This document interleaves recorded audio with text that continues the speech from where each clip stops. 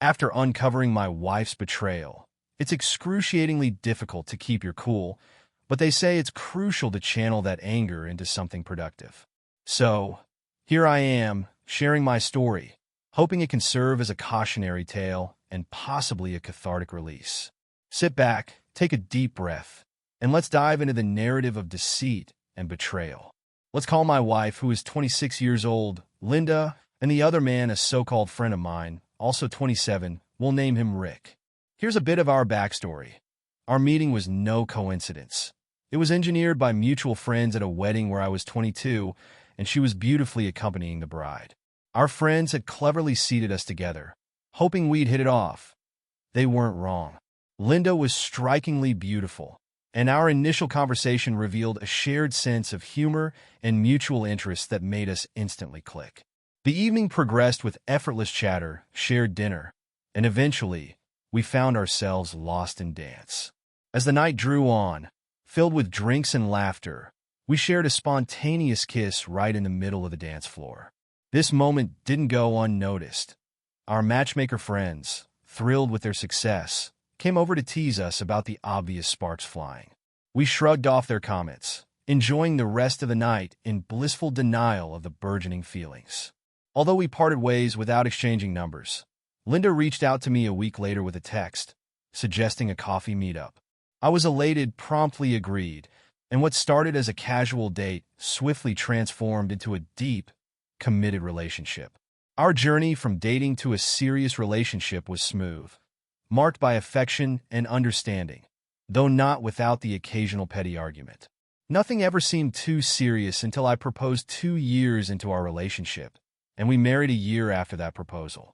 However, as we neared our first wedding anniversary, subtle changes began to unsettle me. Linda became increasingly protective of her privacy. Her nights out with girlfriends multiplied, and our once vibrant intimacy dwindled to nothing. I voiced my concerns multiple times, only to be dismissed as being overly insecure or paranoid. Her indifference to my feelings grew, chilling the warmth between us. I stopped the affectionate goodbye kisses each morning, and our conversations dwindled to nothing beyond necessary interactions. One restless night, driven by a nagging suspicion, I decided to investigate further. Her phone revealed nothing incriminating, which led me to search her car, where I discovered a hidden second phone. The betrayal hit me like a wave. I meticulously went through every message, documenting the evidence of her infidelity. I spent the rest of that night researching divorce lawyers online, finding one with the expertise I needed. My discovery continued to haunt me the next day, and in a moment of impulse to confront the other man, I dialed the number, only to see Rick's name flash as the contact. The realization that my wife had cheated on me with one of my closest friends unleashed a storm of rage within me. I was yelling and cursing alone in my office when Linda appeared at the door. Overwhelmed by anger, all I managed was to tell her to get the hell out. She shut the door and retreated to our bedroom. I've never been one to raise my voice or curse at Linda, but that day, I was a silent storm, seething and staring blankly at the wall in my office. Eventually, I reached out to one of my buddies, Tom, from the wedding. His voice had a hint of concern as soon as I mentioned needing a drink. He could tell something was off. Without spilling the beans over the phone, I grabbed the damning printouts and headed to the bar. I got there first, ordered 4 shots of Jack and a beer, and was nursing the last shot when Tom showed up. He didn't waste any time asking what was up. I laid it out plain and simple. Linda was cheating on me. The shock hit him hard, and it only deepened when I revealed it was with Rick. Tom was the guy who'd introduced us, and all he could manage was a string of apologies. Rick and I weren't close, more like acquaintances who got along at gatherings, nothing more. I made Tom promise to keep this under wraps, especially from his wife. If she asked, he was to say I was stressed about work. He agreed, and we spent the night drowning our sorrows, talking through everything until I called an Uber around 3 a.m. I hadn't looked at my phone all night. When I did, it was bombarded with missed calls and texts from Linda, all asking where I was and if I was okay. I got home to find her asleep on the couch. I went straight to our bedroom, too drained to deal with any of it. The next morning, she was somehow back in bed next to me. I dressed and left without a word, picked up my car, and threw myself into work to avoid thinking about anything else. I returned home late, around 10 p.m., to find Linda waiting up, saying she had made dinner. I declined and headed straight to bed, but she followed, pestering me about what was wrong. My patience wore thin, and I finally snapped, telling her I just wanted to sleep and to leave me alone. The next morning, I got an email from the lawyer I had contacted. We set up a meeting for later that day. As I was leaving the house, Linda tried again, this time with breakfast and an attempt at conversation. She remarked on how distant I'd become, pressing for answers. I brushed her off, saying work was just hectic, and reassured her it would all be over soon. After a quick bite, I headed out, telling my assistant I was meeting a client for lunch, just in case Linda called the office. The meeting with the lawyer went better than expected. I handed over all the evidence I had collected. He commended me for being thorough, especially since we lived in an at-fault state. This meant Linda couldn't claim much of my assets. It hadn't even crossed my mind.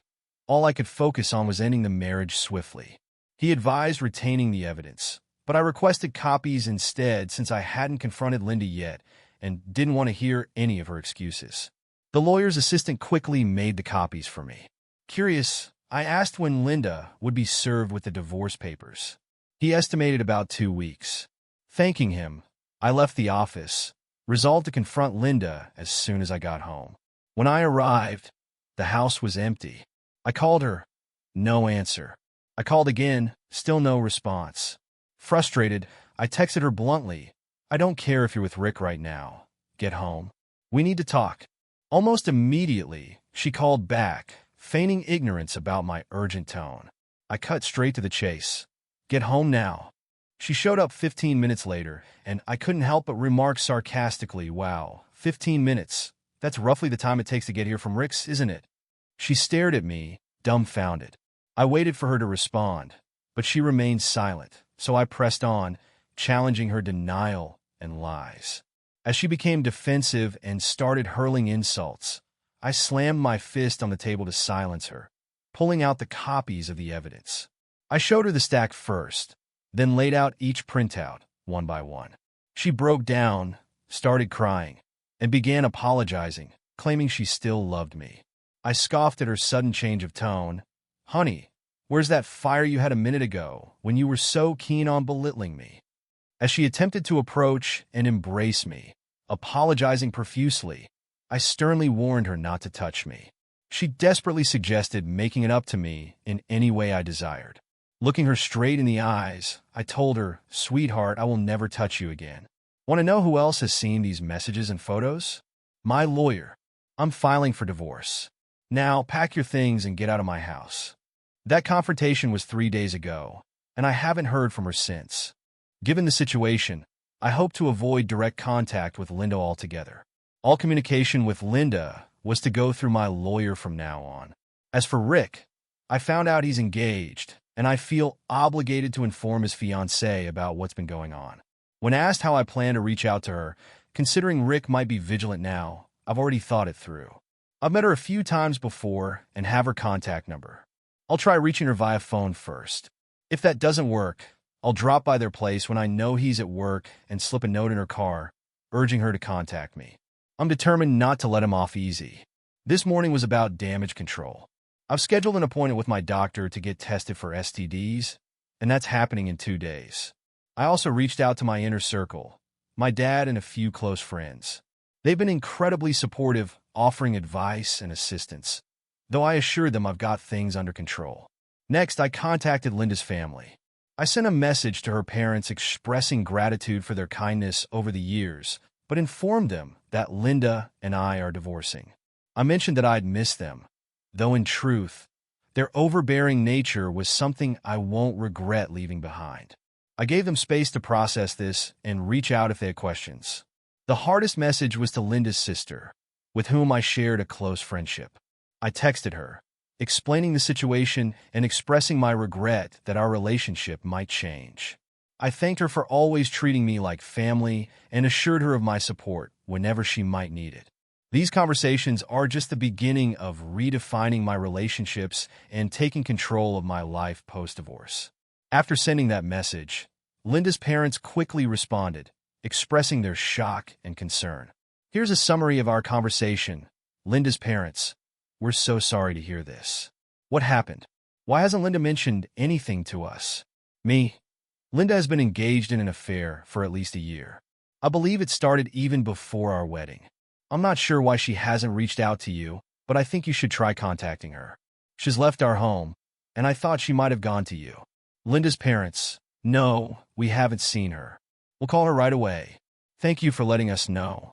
Are you certain she was having an affair?" Me: "Absolutely. I found their text messages." Linda's parents: "We're so sorry you're going through this. We'll try to get in touch with her and talk." After this exchange, I reached out to Jay's fiancée, which I thought might be more complicated. Perhaps Linda and Jay had devised some elaborate cover-up, but it seemed either she wasn't informed or they underestimated the situation. At 2 p.m., I texted her to ask if we could meet. She quickly agreed, and we decided to meet at a quaint, somewhat quirky coffee shop near her work at 2:30 p.m. I arrived early, ordered what turned out to be a less-than-great coffee, and waited. She arrived shortly after, got her coffee, and joined me. There was no easy way to break the news, so I came right out with it. "Jay has been cheating on you with my wife for over a year." Her shock was palpable. I explained that I had only discovered this a few days ago, amidst initiating my divorce and dealing with my own turmoil. She inquired about how I found out, so I summarized the ordeal, mentioning the detailed evidence I'd compiled in a binder. Curious, she asked to see the evidence. I handed her the binder, and she quietly leafed through the messages and pictures, tears starting to form. I reassured her that she could take the binder, whether to confront Jay directly or just to see if he would lie about it. Gratefully, she took it, thanked me, and left, looking understandably upset. The weight of these revelations has been crushing. Despite advice to stay sober and keep a level head, I need this week to myself. To sit on my back porch, drink, smoke cigars, and lose myself in loud music. After this, I'll strive to regain my usual routine. On a practical note, I've packed up most of Linda's belongings. Her clothes, jewelry, our wedding album, and all photos including her. Everything's boxed up, ready for when she decides to retrieve them. I've made sure not to damage anything apart from a few picture frames. With my doctor's appointment scheduled and my lawyer actively working on the divorce, I've done nearly everything that needs to be done. Linda's items occupy 90% of the boxes, and if she continues to keep her distance, this might turn out to be a remarkably smooth divorce process. Update: I've admittedly been wallowing in self-pity, indulging in a bit too much drinking. This is the first moment I feel somewhat sober since the whole ordeal began, and honestly, it's hard to articulate how I'm feeling. Now might be the closest description. I mentioned that I had informed everyone important, except Linda's sister, who I was quite close to, didn't respond. That very night, after sharing the update, I continued drinking and eventually passed out on the back patio. I awoke to the aroma of breakfast cooking, and my initial thought was that Linda had returned, thinking that making breakfast could somehow compensate for her betrayal.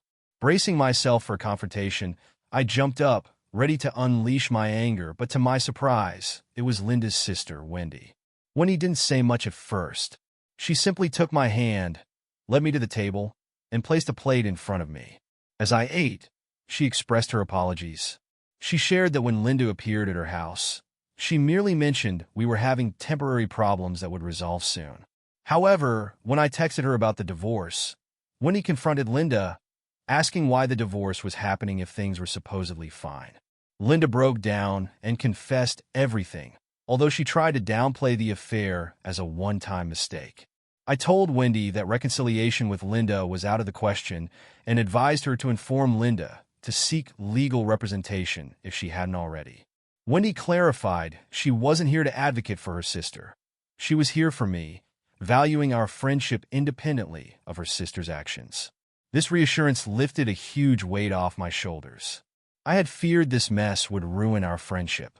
After expressing her support, Wendy and I shared a heartfelt hug. Wendy stayed with me for a couple of days, using the guest bedroom. As I prepared to leave for my cabin, a property I owned before my marriage and thus untouchable by Linda, I was gathering my hunting and fishing gear, when Wendy asked if she could join me. Though I appreciated her company, I suggested she might want to check on her sister instead. She agreed, gave me a supportive hug, and left. I'm profoundly grateful for Wendy's support during this tumultuous time. And before anyone suggests otherwise, let me clarify that her intentions are purely platonic. She's also significantly younger than me, which makes anything beyond friendship inappropriate. It's indeed a strong friendship, one that has been a great support recently. I also want to mention that I went to the doctor and got tested. I'm expecting the results this Monday. Additionally, I've reached out to Jay's fiancée a few times just to see how she's handling everything. She told me she's coping, but feels uncertain about what to do next.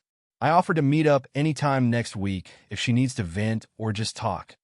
I'm more than happy to listen.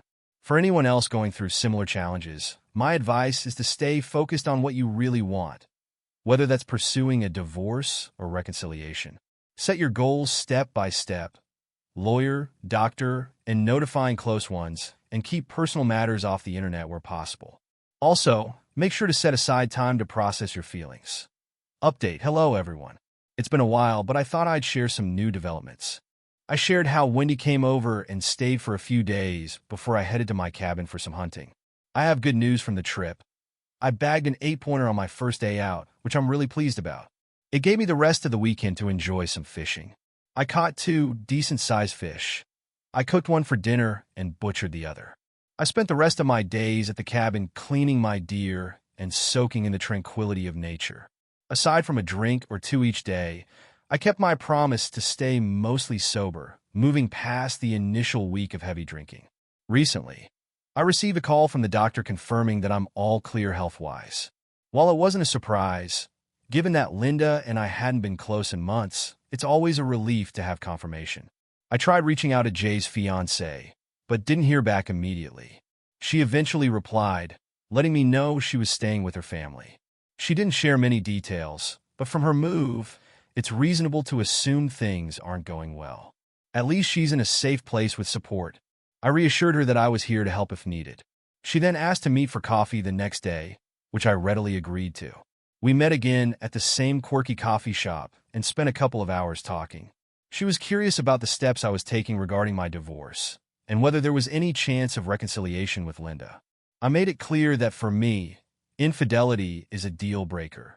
The sheer disregard and disrespect shown by cheating, especially over such a prolonged period, was unforgivable. She shared her confusion and heartbreak, unsure of her next steps, whether to move on or forgive Jay. She mentioned her family was encouraging her to forgive him and proceed with the wedding. I decided to be straightforward with her. Just because her family desired a particular path didn't mean it was right for her. Jay had demonstrated a clear disregard for the commitment of marriage by engaging in an affair with my wife. If that didn't clarify his unsuitability as a spouse, I wasn't sure what would. I encouraged her to prioritize her feelings and decisions over the expectations of others, emphasizing that the choice was hers alone to make.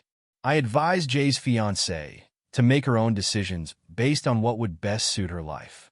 I shared how, upon discovering the affair, I had tried to find a way to forgive Linda, but ultimately, my heart and brain couldn't reconcile with the betrayal.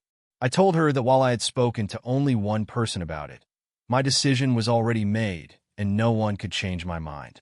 I suggested that perhaps when she went to stay with her family, she might have had a clear idea of what to do, but letting too many people weigh in could cloud her judgment. I concluded by advising her to trust her instincts. Often, our brains and hearts can deceive us, but our gut usually points us in the right direction. She thanked me for the advice, and we parted ways. The next day, I received a message from my lawyer informing me that Linda had been successfully served with divorce papers at work. I expressed my gratitude for his efficiency. Shortly after, when he called to tell me Linda had been in her room all day crying, I explained that Linda had been served and was likely coming to terms with the consequences of her actions. Wendy and I briefly discussed my time at the cabin and the things I had done there. Then we ended the call. I then braced myself for Linda's reaction, assuming she might confront me now that she had been served.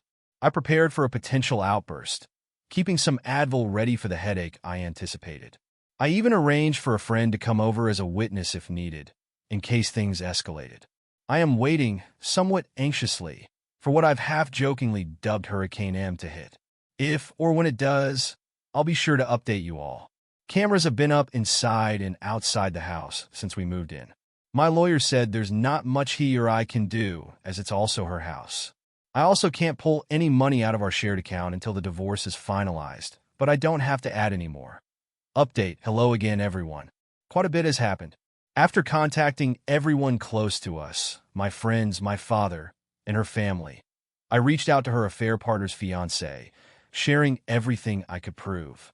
She, too, was served with papers at her workplace 2 days ago. Now, you're fully up to date. About an hour after my last post, I was anticipating Linda's arrival at the house, expecting her to be furious. Given everything that had unfolded, I wasn't entirely sure what to expect from her anymore. I checked all the security cameras, both inside and outside, to ensure they were functioning correctly.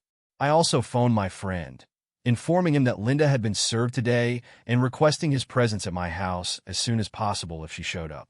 I wasn't about to face any legal complications alone. True to my expectations, Linda showed up, banging on the door and screaming to be let in. She was hurling insults, calling me heartless among other things. Ironically, all I could do was laugh. It was either that or scream back. Curiously, she didn't use her keys to enter, which she still had to my knowledge. When my friend arrived, he started recording the scene on his phone from his truck.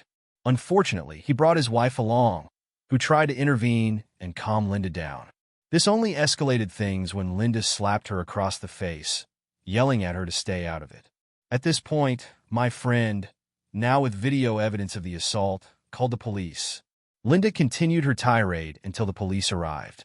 She then attempted to play the victim, tearfully telling one of the officers that I had hit her and thrown her out. Meanwhile, my friend and his wife explained to the other officer that they'd witnessed her aggressive behavior from the moment they arrived. Unable to verify Linda's claims, the officers were at a standoff. When the officers approached me, Linda pointed at me, accusing me of hitting her.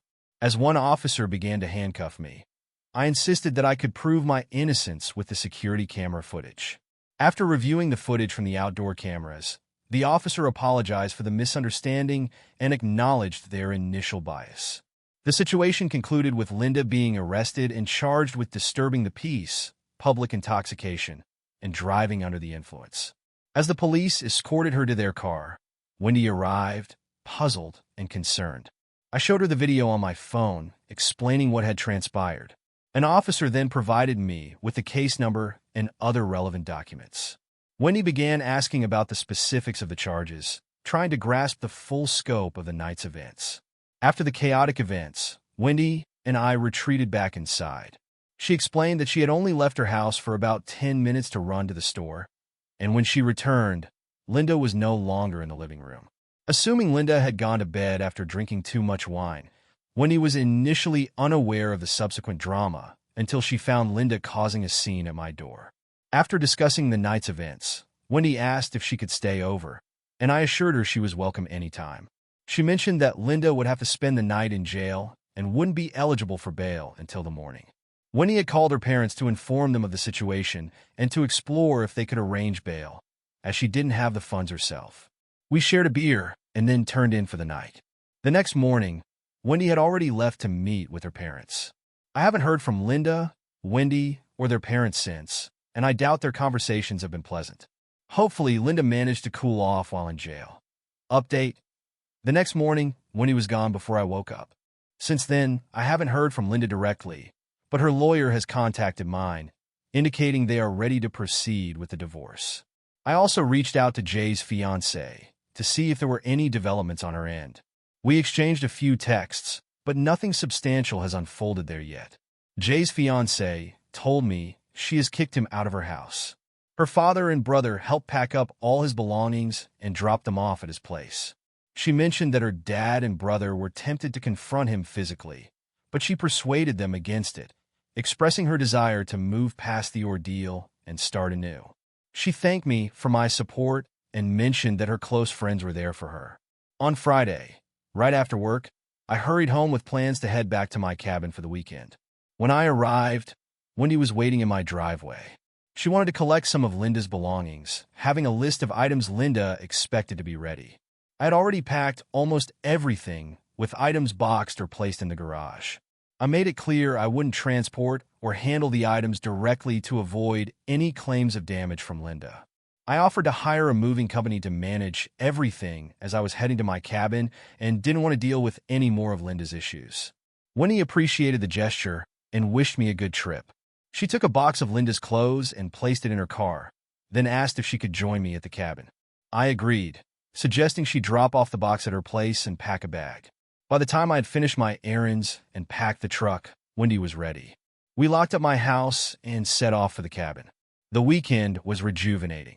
The cabin's secluded location and beautiful views offered a perfect escape from everything.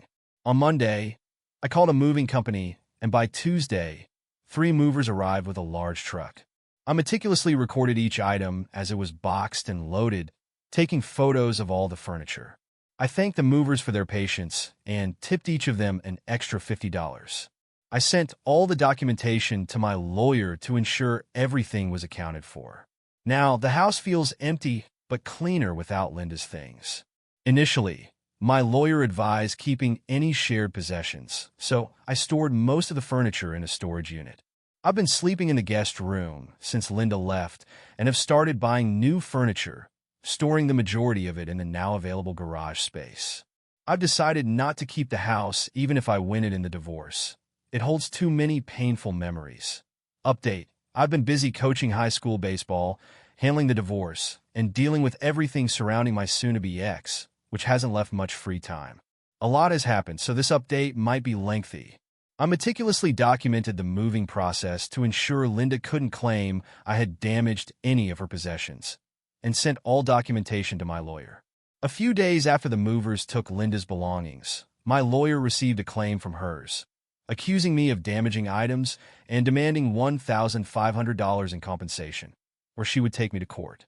My lawyer responded by sending all the videos and pictures, asking her lawyer to specify the alleged damages. He assured me that this would demonstrate to any judge how unreasonable she was being and that, although it might be a headache now, it would serve as perfect evidence in court. He commented on how unprepared her lawyer seemed for the level of detail in my documentation. Ever since discovering Linda's affair, I had immersed myself in reading similar experiences online, determined not to become another victim of post-marital vengeance. I prepared meticulously for any possible accusations she could throw my way, refusing to leave any stone unturned. Linda occasionally called, but I never answered. If she left a voicemail, I wouldn't listen but directly forwarded it to my lawyer. He often joked that I was a lawyer's dream client due to my thoroughness and compliance with his advice, a comment that always reassured and somewhat cheered me up amid the turmoil. About 3 weeks ago, my lawyer indicated that we had compiled enough evidence to potentially settle the matter out of court, or at least show our willingness to resolve matters amicably, which would reflect well on us if we did end up in court. We set a meeting in a neutral lawyer's office. Before the meeting, he advised me to remain calm and unreactive to anything Linda might say, reminding me that everything discussed could be recorded and might be reviewed by a judge later. We arrived early in the morning for this crucial meeting. To my surprise, Linda was already there with her lawyer when we arrived. As the lawyers exchanged greetings, Linda and I sat in silence, bracing for what was about to unfold. Her lawyer initiated the discussion by inquiring about our settlement offer. My lawyer, confidently aware of the evidence we held, responded that the only things Linda would receive were half the selling price of the home and half of the savings account. Essentially, she would leave the marriage with what she had brought into it. He then sternly warned that if the case went to court, he would expose every detail of her infidelity and inappropriate behavior, including making her read out every incriminating message and describe every photo in court, on top of showcasing the video of her recent charges. Linda, visibly shaken by these remarks, looked at me with tearful eyes, pleading if there was anything she could do to rectify the situation. I told her plainly that the evidence suggested she had been unfaithful since before our wedding, and there was nothing she could do to make amends. I urged her to sign the settlement papers, emphasizing that it was more than fair considering her actions. After a prolonged emotional outburst, which saw her excusing herself to the restroom. Linda returned still in tears but signed the papers. With that, our marriage was effectively over, pending the official processing of the divorce papers and the sale of the house. For those who are curious, my relationship with Wendy remains platonic but supportive, a valuable friendship during these tumultuous times.